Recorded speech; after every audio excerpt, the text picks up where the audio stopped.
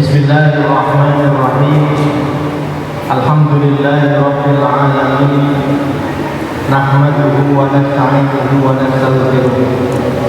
Wa na'udzu billahi min shururi anfusina wa min sayyiati a'malina.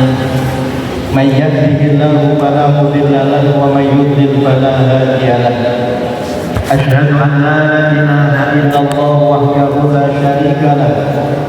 وأشهد أن سيدنا محمدا عبده ورسوله اللهم صل وسلم وبارك على سيدنا محمد وعلى آله وأصحابه وذريته أجمعين ومن تبعهم بإحسان إلى يوم الدين رب اشرح لي صدري ويسر لي أمري واحلل عقدة من لساني يفقهوا قولي اللهم ربنا سبحانك لا علم لنا إلا ما علمتنا إنك أنت العليم الحكيم وتب علينا يا مولانا إنك أنت التواب الرحيم وتقبل منا إنك أنت السميع العليم اللهم انفعنا بما علمتنا وعلمنا ما ينفعنا يا ذا الجلال والإكرام.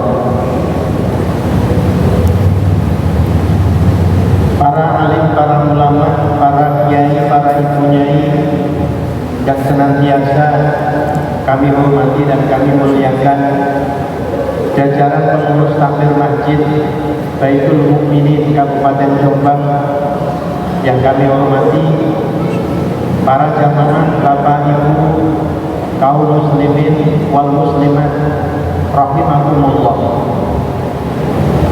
Pertama, mari bersama-sama kita meningkatkan kualitas syukur kita kehadirat Allah Subhanahu wa taala dengan menggunakan semua nikmat yang telah diberikan oleh Allah untuk menambah ketaatan kita kepada Allah, untuk kita gunakan sesuai dengan yang diperintahkan oleh Allah.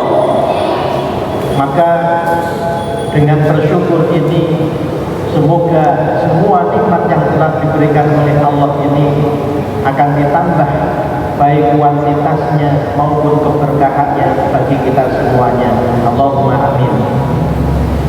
Salawat dan salam semoga tetap terlimpahkan kepada junjungan kita Nabi Agung Muhammad sallallahu alaihi wasallam yang telah memberikan bimbingan dan tuntunannya kepada kita berupa ajaran agama Islam. Semoga kita dapat menjalankan ajaran agama Islam ini dengan sebaik-baiknya. Allahumma amin. Ma'asyiral muslimin wal muslimat rahimakumullah. Selanjutnya mari bersama-sama kita awali pengajian malam hari ini dengan membaca suratul Fatihah.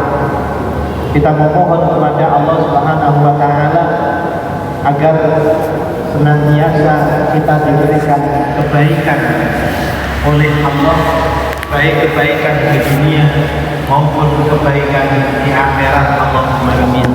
Ila hadratin Nabi Mustafa Muhammad sallallahu alaihi wasallam wa alihi wa ashabihi wa dzurriyyatihi ajma'in wa ila jami'il mu'minin al-anbiya'i wal mursalin wal awliya'i wal ibada'i was salihin was sahabati wat tabi'in wal ulama'i al-amilin wal musannifin wal mukhlisin wa ila jami'il malaikatil muqarrabin summa khususan ila jami'i arwahi abaina wa ummahatina wa ajdadina wa jaddatina wa masyayikhina wa masyayikhina wa muallimina wa dhabil umumi wajibati alaina summa ila jami'i ulama'i madinati Jombang bi anna Allah yaghfir lahum wa yarhamhum wa yu'li darajatihim wa yuqitu alaina bi barakatihim. Al-Fatihah. A'udzu billahi minasyaitonir rajim. Bismillahirrahmanirrahim. Alhamdulillahirabbil alamin arrahmanir rahim maliki yaumiddin. Iyyaka na'budu wa iyyaka nasta'in ihdinas siratal mustaqim siratal ladzina an'amta 'alaihim ghairil maghdubi 'alaihim waladdallin. Amin. Bapak Ibu hadirin hadirat yang dimuliakan Allah Subhanahu wa taala, malam hari ini akan saya bacakan ayat 147, 148 dan 149 dari surat An-Nisa. Ini melanjutkan pembahasan materi pada pertemuan sebelumnya. di mana pertemuan sebelumnya menjelaskan akibat yang akan dirasakan oleh orang-orang munafik ketika di akhirat, yaitu mereka ditempatkan oleh Allah di neraka tingkatan yang paling bawah. Dan ketika mereka berada di neraka di tingkat yang paling bawah itu, mereka tidak mendapatkan penolong untuk menyelamatkan atau membantu mereka melepaskan diri atau terlepas dari siksa yang mereka rasakan. Tetapi Allah Subhanahu wa taala memberikan kabar gembira kepada orang-orang munafik dan juga orang-orang yang tidak beriman apabila mereka mau bertaubat kepada Allah dan kemudian mereka memperbaiki diri.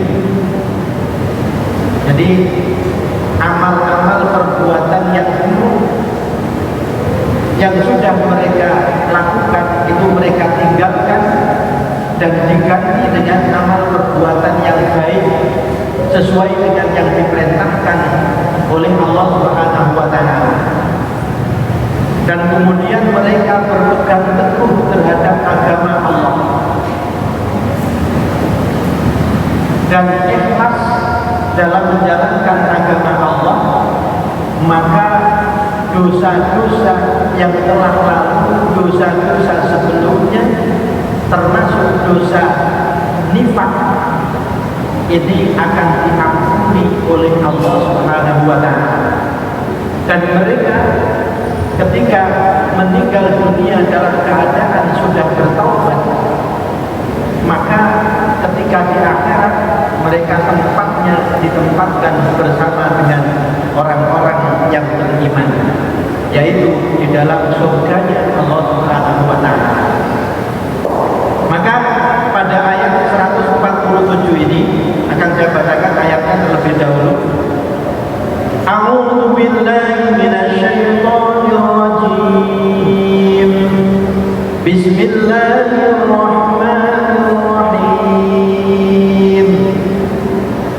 Ma yaf'alullahu bi'adabikum in syakartum wa amantum wa kana Allahu syakiran 'alima.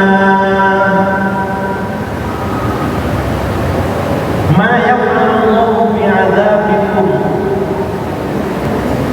mengapakah Allah akan menyiksa kalian in syakartum, jika kalian bersyukur kepada Allah, wa amantum, dan kalian beriman kepada Allah, wa kana Allahu syakiran 'alima, dan Allah maha mensyukuri dan maha mengetahui.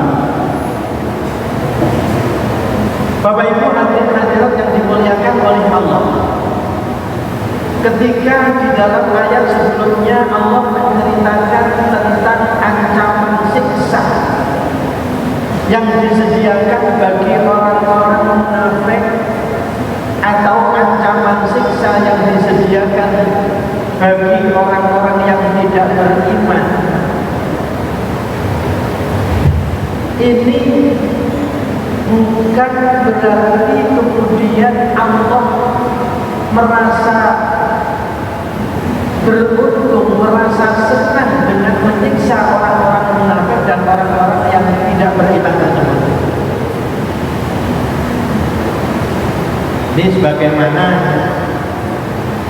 kebiasaan orang-orang yang memiliki kekuasaan di dunia. Misalnya, kalau ada rakyatnya seperti Raja Fir'aun, misalnya menyiksa kaumnya yang tidak mau mengakui Fir'aun sebagai Tuhan, dan bahkan istrinya sendiri Sayyidah Asia ini juga disiksa oleh Raja Fir'aun karena kedapatan ternyata Siti Asia atau Sayyidah Asia itu beriman kepada Allah, maka bentuk siksa yang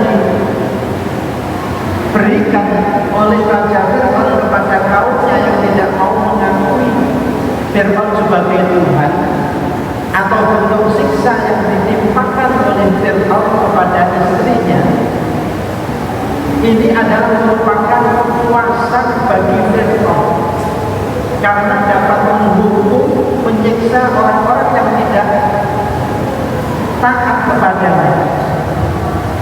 Dan ini tidak berlaku bagi Allah. Jadi ketika Allah menyiksa orang-orang yang tidak beriman atau menyiksa orang-orang munafik yang disebutkan pada ayat-ayat sebelumnya itu semata-mata karena akibat dari perbuatan mereka sendiri.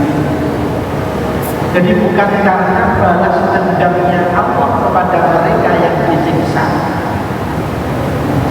Karena bagi Allah menyiksa mereka atau tidak menyiksa mereka itu tidak ada pengaruh sedikit pun terhadap kekuasaan dan kebesaran Allah Subhanahu wa Ta'ala. Jadi Allah menyiksa orang-orang kafir dan orang-orang munafik nanti di akhirat itu tidak akan menambah sedikit pun kekuasaan dan kemuliaan Allah Subhanahu wa Ta'ala. Sebagaimana ketika Allah memberikan pahala kepada orang-orang yang beriman dan menempatkan orang-orang yang beriman itu di tempat yang terbaik, di tempat yang mulia, yaitu di surganya Allah Subhanahu wa Ta'ala, itu juga tidak akan mengurangi sedikit pun kekuasaan dan kemuliaan Allah Subhanahu wa Ta'ala. Maka kenikmatan yang diberikan oleh Allah kepada orang-orang yang beriman di surga, yang gambaran nikmatnya itu tidak bisa dibayangkan dan tidak bisa dibandingkan dengan kebahagiaan kenikmatan yang sudah pernah kita rasakan di dunia atau yang pernah kita lihat dengan mata kepala kita, atau juga tidak bisa dibandingkan dengan apa yang pernah kita dengar ketika kita di dunia. Itu sedikit pun tidak menambah atau tidak mengurangi kemuliaan dan kekuasaan Allah Subhanahu wa Ta'ala. Tapi semua itu diberikan adalah semata-mata sebagai balasan dari keimanan dan amal soleh yang telah dilakukan oleh orang-orang yang beriman tersebut. Maka dalam ayat ini ditegaskan oleh Allah, mengatakan Allah menyiksa kalian jika kalian itu bersyukur dan kalian mau beriman kepada Allah. Di mana ini pertanyaan apa? Kalimatnya kalimat tanya, tetapi maknanya adalah meniadakan. Artinya orang yang mau bersyukur kepada Allah dan orang yang mau beriman kepada Allah itu tidak akan pernah disiksa oleh Allah. Allahumma shalli ala sayyidina Muhammad. Karena menyiksa orang-orang yang beriman, menyiksa orang-orang yang bersyukur itu, jadi tidak ada keuntungan sedikit pun bagi Allah. Sebagaimana juga ketika Allah menyiksa orang-orang yang kafir, yang tidak beriman, dan orang-orang yang munafik tersebut. Maka ayat ini juga menegaskan bahwa jika manusia ini mau bersyukur kepada Allah dan kemudian beriman kepada Allah, maka Allah tidak akan menurunkan azabnya, tidak akan menurunkan siksanya, baik di dunia maupun di akhirat. Ini menjadi pelajaran bagi kita semuanya. Kita dapat mengambil hikmah dari ayat ini. Maka jika kita selalu bersyukur kepada Allah dan menjaga kualitas keimanan kita kepada Allah, pasti kita akan dilindungi dan dijauhkan oleh Allah dari murka dan siksanya. Ini kalau dipahami secara mukhalafah, jadi pemahaman yang sebaliknya, berarti ketika Allah menurunkan siksa, menurunkan azab kepada hamba-hambanya, baik di dunia maupun di akhirat kelak, itu adalah akibat dari hamba-hambanya sendiri yang tidak bersyukur kepada Allah dan tidak beriman kepada Allah. Maka kalau sudah demikian, yang salah sebenarnya bukan Allah. Jadi yang salah adalah manusianya sendiri. Jadi Allah tidak akan menzalimi hambanya. Allah tidak akan berbuat zalim kepada hambanya, dan Allah tidak pernah salah dalam memperlakukan hambanya. Ini yang harus kita pahami. Jadi Allah tidak akan pernah salah dalam memperlakukan hambanya. Misalnya ada hamba yang taat beribadah kepada Allah, ada hambanya yang beriman kepada Allah dan istiqomah dalam menjalankan perintah Allah, kemudian hambanya ini disiksa, itu tidak mungkin bagi Allah. Jadi karena Allah tidak akan berbuat zalim kepada hambanya. Bapak Ibu hadirin yang dimuliakan oleh Allah Subhanahu wa taala, para ulama juga menjelaskan rahasia atau hikmah penyebutan urutan kata bersyukur dan kata beriman di dalam ayat ini, di mana Allah menyebutkan kata bersyukur terlebih dahulu, baru kemudian menyebutkan kata beriman.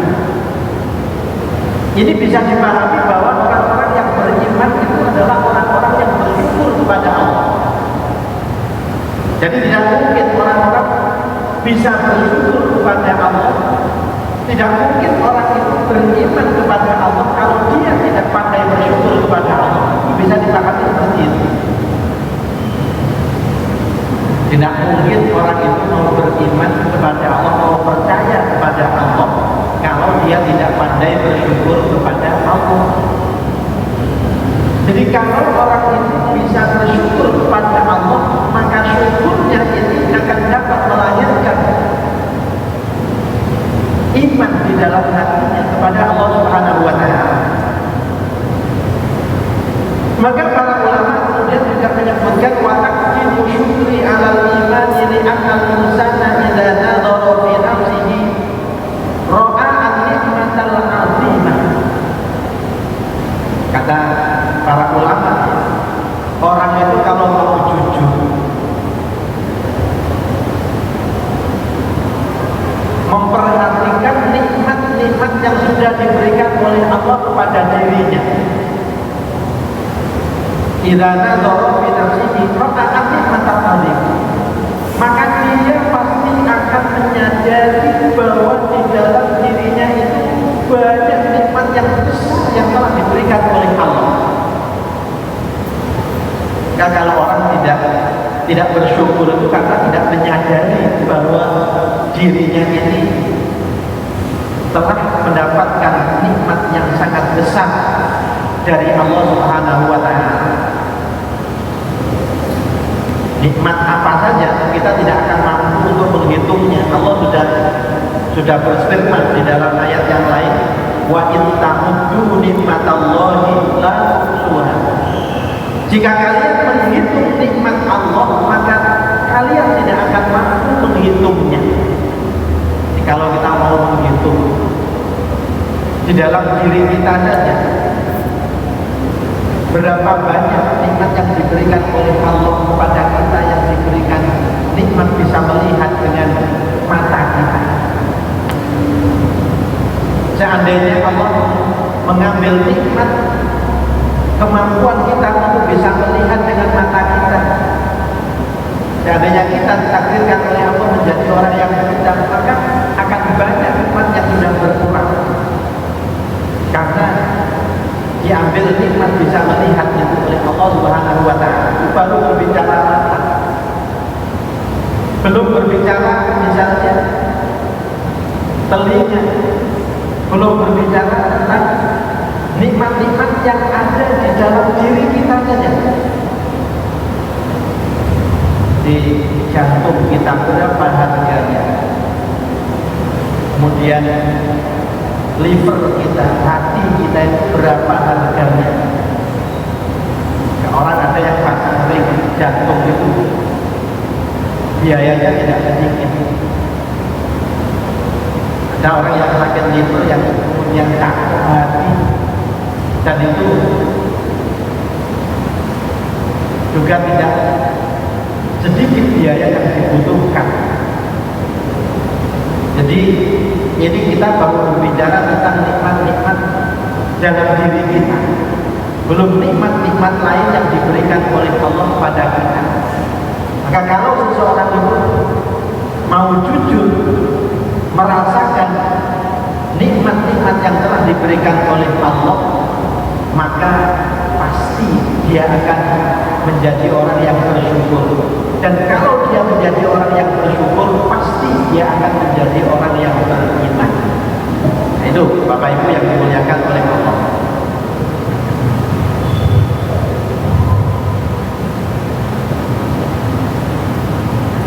Kemudian Allah menyebutkan di dalam ayat ini, wa kana Allahu syakiran alimah, dan Allah Maha mensyukuri dan Maha mengetahui. Allah Maha mensyukuri ini maksudnya apa? Allah Maha mensyukuri, Allah itu Maha pandai berterima kasih. Bahasa mudahnya dipahami. Allah itu maha pandai berterima kasih. Bukan hanya pandai berterima kasih, tapi maha pandai berterima kasih.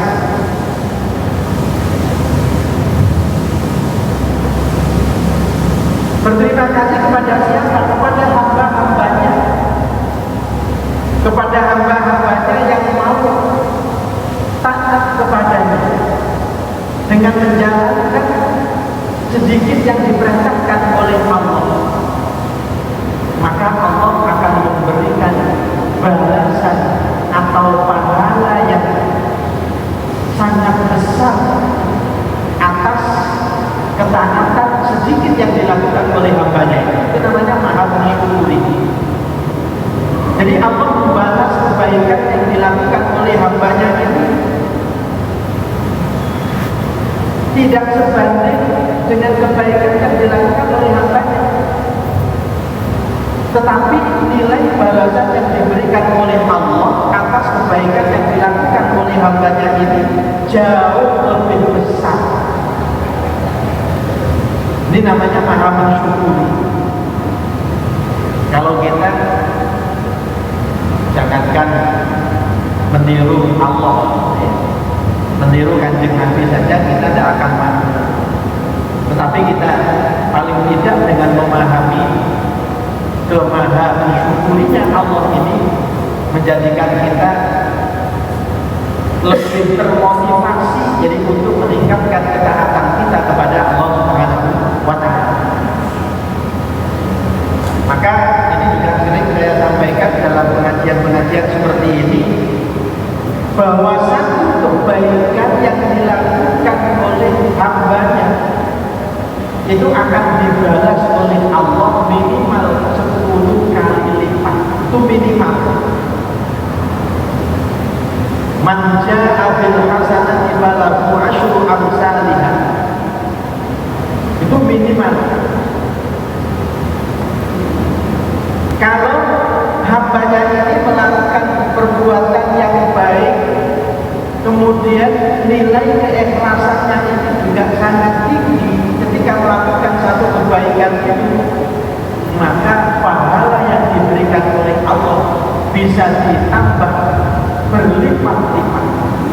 Tidak hanya 10 kali lipat, bisa 70 kali lipat, bisa 100 kali lipat, bahkan bisa 700 kali lipat, dan bisa lebih dari itu. Makanya mengingatkan kita ada kisah Sayyidina Utsman bin Affan radhiyallahu anhu. Jadi kita mengetahui bahwa sahabat Utsman bin Affan itu adalah sahabat yang kaya raya. Beliau adalah saudagar yang sukses, harta bendanya melimpah. Beliau tidak hanya menjual barang dagangan kepada para pembeli, tetapi Sayyidina Utsman bin Affan ini juga sebagai distributor.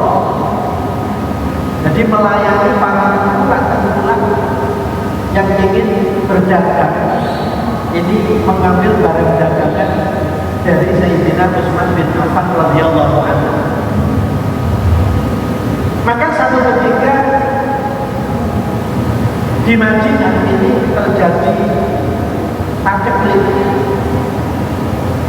Jadi bahan makanan, terutama bahan makanan pokok, ini harga-harganya naik.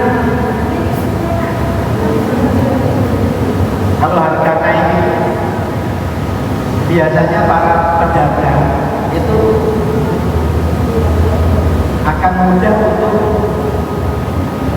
mengambil keuntungan dari barang dagangannya. Barang-barang ini harganya naik, terjadi pacek. Jadi banyak orang-orang yang gagal panen, banyak orang-orang yang gagal usaha. Maka para saudagar, para pedagang yang biasanya mengambil barang dagangan dari Sayyidina Umar ini,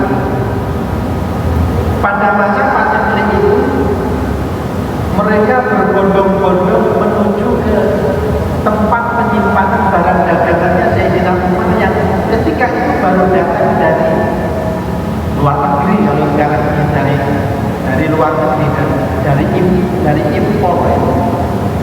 Di barang dagangan beliau sudah datang dari impor, kemudian para pedagang-pedagang tengkulak itu berdatangan untuk mengambil barang dagangan dari Sayyidina Umar. Tapi ketika mereka datang, mereka ditanya, kamu akan memberi saya keuntungan berapa kalau kamu mengambil barang dagangan dari saya? Kata mereka, ya sebagaimana biasanya Sayyidina Utsman, ya kami tentu akan memberikan keuntungan ya kepadamu, ya pasti kamu akan mendapatkan keuntungan seperti biasanya. Kata Sayyidina Utsman, saya tidak akan memberikan barang dagangan saya kalau kamu memberikan keuntungan kepada saya sebagaimana biasanya. Saya ingin lebih tinggi. Para pedagang kemudian karena memang sulit untuk mendapatkan barang dagangan, akhirnya mereka bersedia untuk memberikan keuntungan kepada Sayyidina Utsman ini 2 kali lipat dari biasanya. 2 kali lipat dari keuntungan yang biasa diberikan kepada Sayyidina Utsman. Tapi Sayyidina Utsman tetap tidak mau memberikan barang dagangannya. Kalau hanya 2 kali lipat, saya tidak akan memberikan barang dagangan saya kepada kalian. Para tengkulak ini kemudian merasa sangat butuh dengan barang dagangan yang ada pada Sayyidina Utsman, sehingga kemudian tawaran dari Sayyidina Utsman ini dinaikkan lagi menjadi 3 kali lipat. Kalau begitu Sayyidina Utsman, khusus pada masa paceklik ini, kami akan memberikan keuntungan kepada kamu 3 kali lipat, dan ini sudah sangat besar keuntungan yang akan kau dapatkan dari kami. Kata Sayyidina Utsman, kalau 3 kali lipat saya tidak akan memberikan barang dagangan saya kepada kalian. Para tengkulak ini bingung. Utsman, kalau kami menawarkan 2 kali lipat tapi kamu tetap tidak mau menerima, bahkan kami sudah menawarkan 3 kali lipat keuntungan dari biasanya, tetapi kamu tetap tidak menerima, bahkan menolak, kepada siapa lagi kamu akan memberikan, akan menjual barang dagangan kamu itu selain kepada kami? Karena kami semua ini adalah para pedagang yang selama ini mengambil barang dagangan kepada dan 3 kali lipat keuntungan yang kami tawarkan itu adalah sudah sangat besar. Maka Sayyidina Utsman mengatakan, ada yang menawar dagangan kami dengan keuntungan minimal 10 kali lipat. Para pedagang itu terperangkap semuanya, kaget semuanya. Siapa Utsman pedagang itu yang mau memberikan keuntungan kepada kami 10 kali lipat? Bagi kami memberikan keuntungan kepada kami 3 kali lipat itu saja sudah sangat banyak, dan itu sudah tidak mungkin kami menambahkan lagi keuntungan itu. Siapa orang yang berani memberikan keuntungan kepada kami sampai 10 kali lipat itu? Jawab Sayyidina Utsman adalah, dia adalah Allah.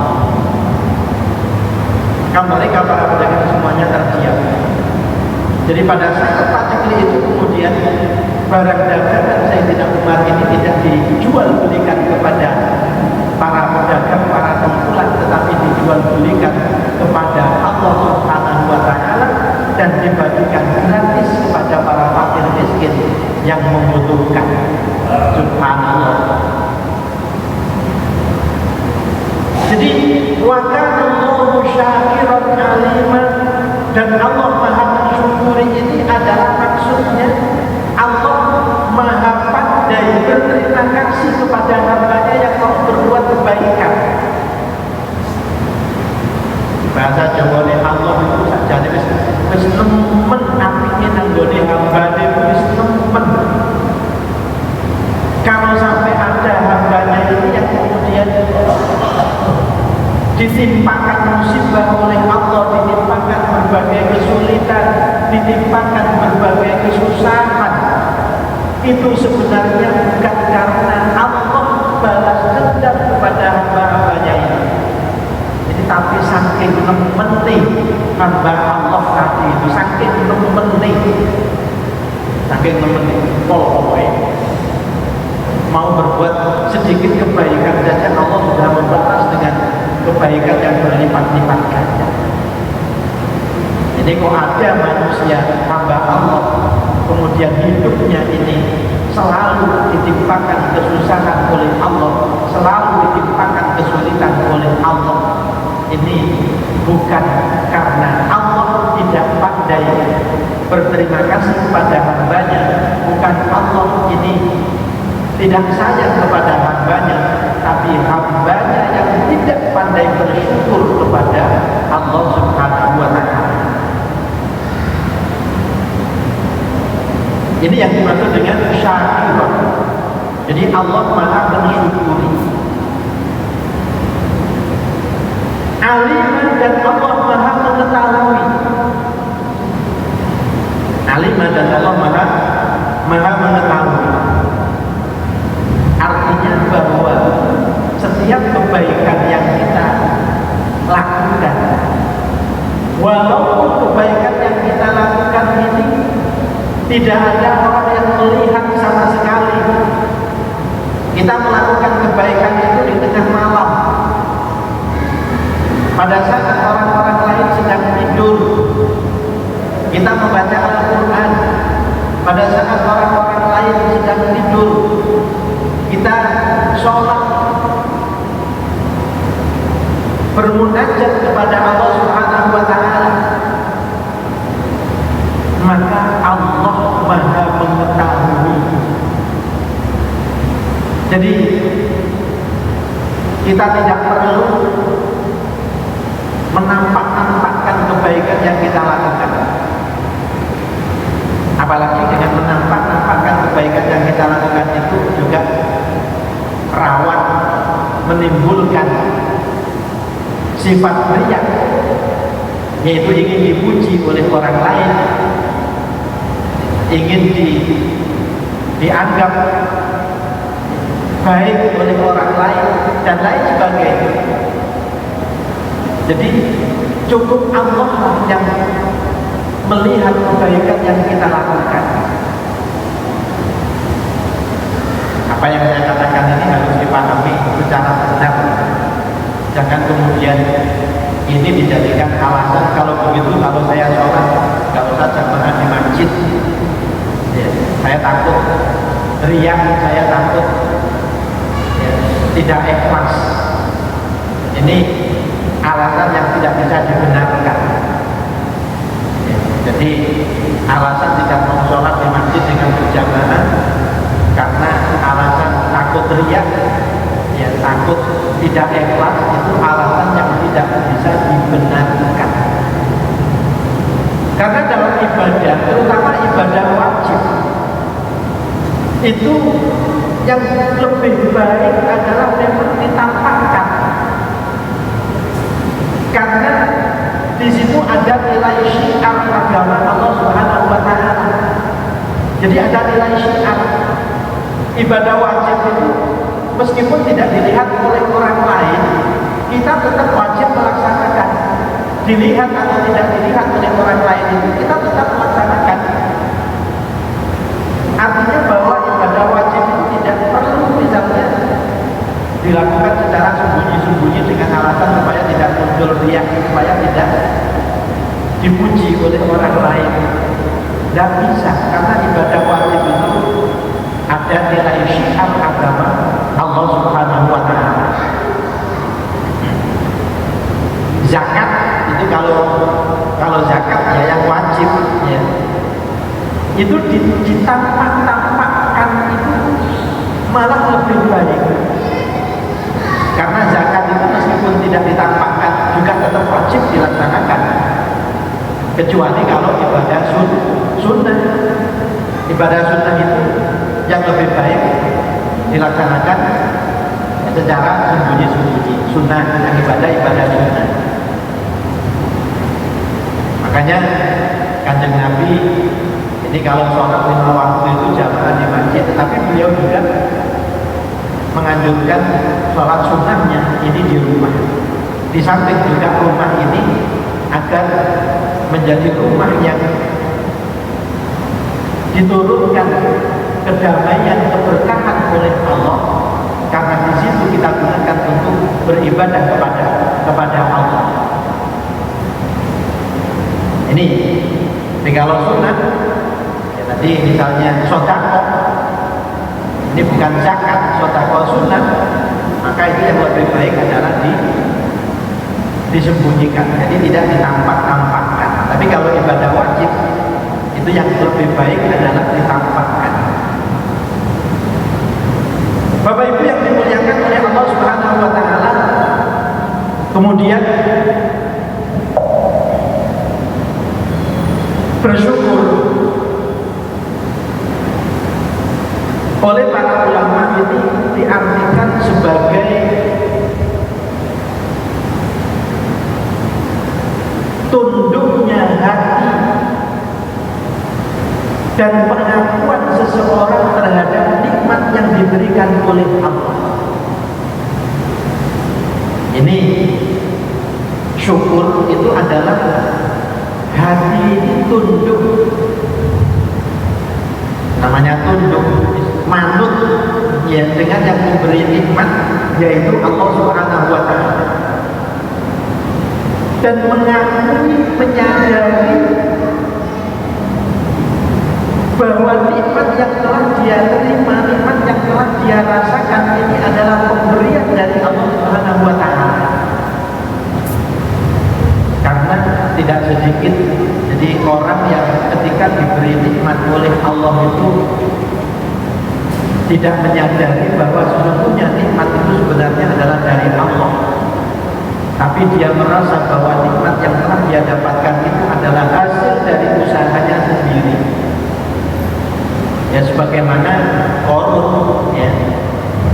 Jadi ketika Nabi Musa mengutus sahabatnya untuk mengambil zakat dari Qarun, ini dengan sombongnya Qarun mengatakan bahwa